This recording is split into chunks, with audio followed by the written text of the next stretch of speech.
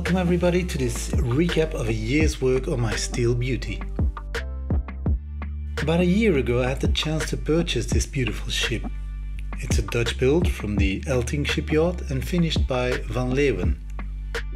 The boat, built in 1966, is 16 meters long, 4.5 meters wide and has a draft of 1.5 meters. As for the propulsion, it received an upgrade in 1980.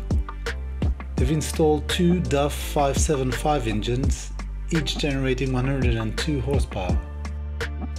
Despite being immediately blinded by her beautiful lines, I couldn't overlook that the ship needed a lot of TLC. The teak deck has been neglected for 15 years and plants were growing through the deck.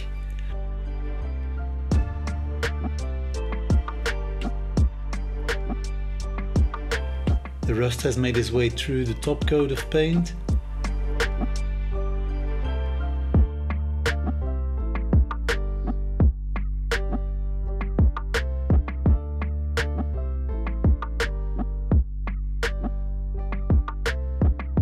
And when we go inside, the situation unfortunately is not much better.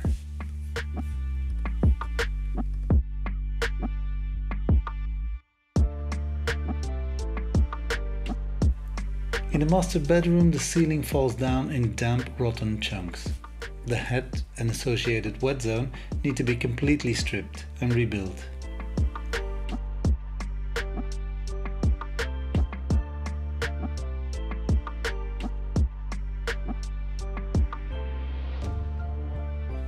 Fortunately, there are still enough charming elements and a lot of beautifully preserved mahogany wood not to lose heart right away.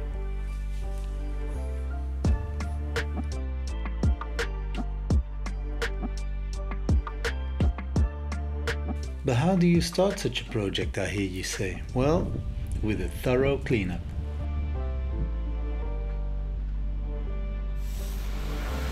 The whole family sprang into action.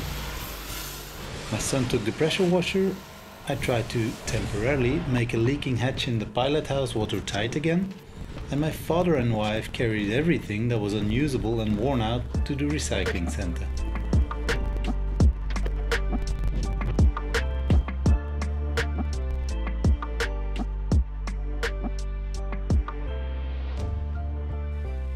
It stands like a house that within a day of hard work you immediately saw a beautiful, encouraging result emerging from under years of dust and neglect.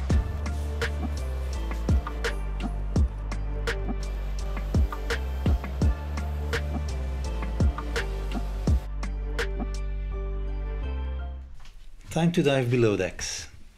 The engine compartment still untouched until today.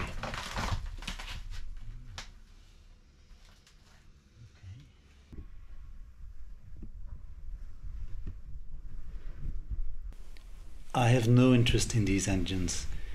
Mighty and beautiful as they are, I have neither the knowledge nor the tools to start on them. If anybody out there is interested, please get in touch with me and we'll come to an arrangement that makes us both happy. The same goes for this stately 10 kVA generator you see here.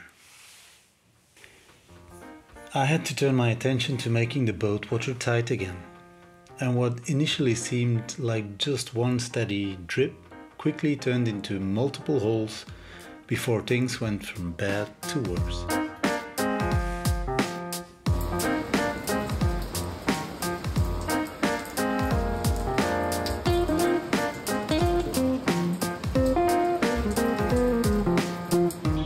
No choice but to completely remove the teak deck. Initially I thought it was entirely for the trash until we started cutting it up and found that there was still a full centimeter of perfect teak wood in the deck. Well, that's way too beautiful to throw away. Hence, the procedure to remove the teak in long manageable strips and take it home for further treatment.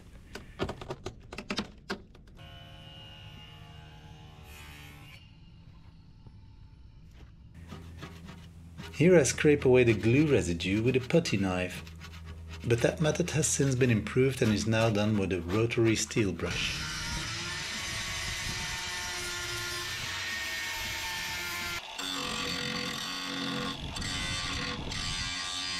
All holes in the deck are ground down to bare steel and then welded shut.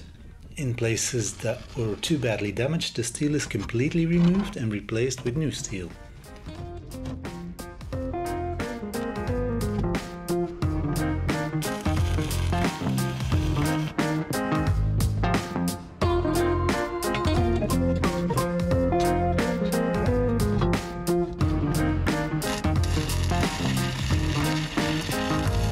With all these welding works on deck, it's time to start breaking down the interior.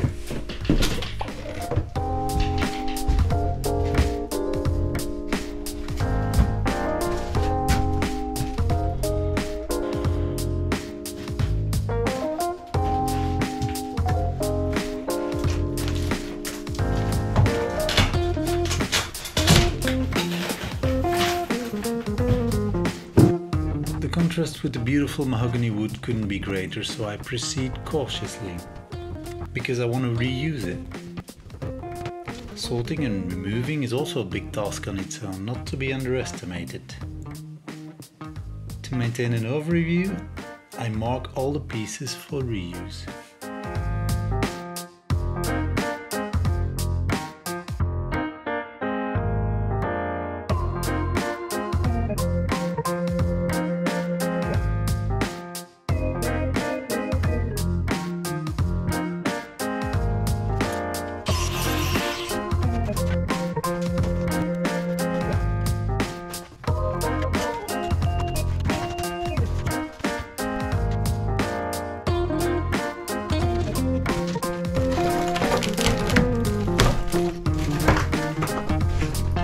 Right to the trash can.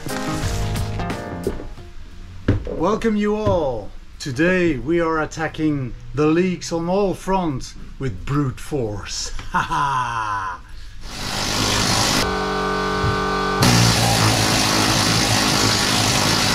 It didn't take me long to realize that my new toy was too weak. Either my compressor is too weak or this cheap needle scaler consumes too much air, but after 20 seconds of full power I did nothing more than just tickle the rust. I needed heavier equipment. And in comes the Needle Gun 2000. It's a second-hand cannon with all the power I could wish for.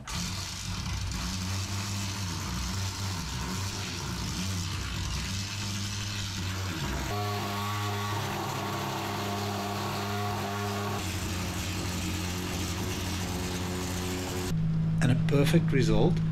But unfortunately already, I must say, on his last legs, because loyal viewers know how much trouble I've had with this beautiful yet fragile device.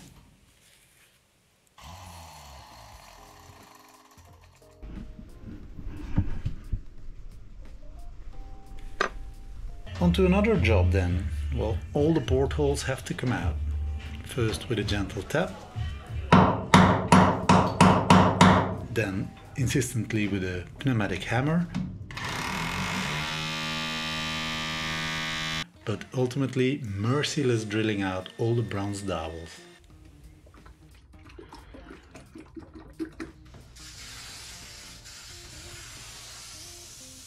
Anyhow, once everything is nicely needle scaled, a layer of Ronix rustbuster is applied.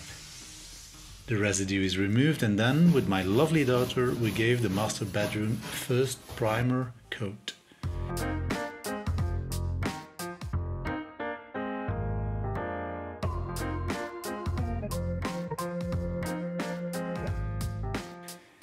In vain, as it turned out later, but she apparently had lots of fun.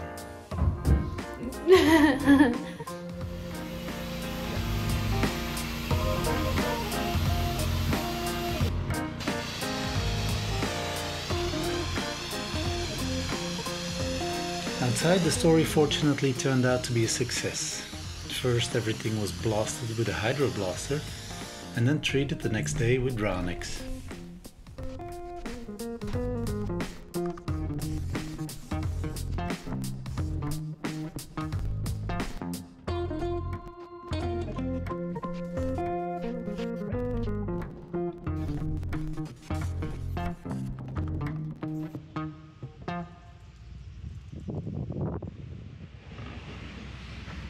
As you can see, the rust converter did its job.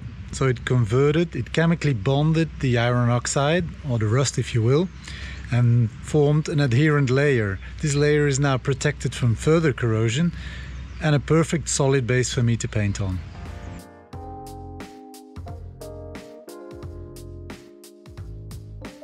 Since you're still here, may I ask you to like and subscribe and thus follow on further updates? Excellent. And your comments are the reason for this channel, so please keep them coming with tips and tricks or questions you're looking for answers to.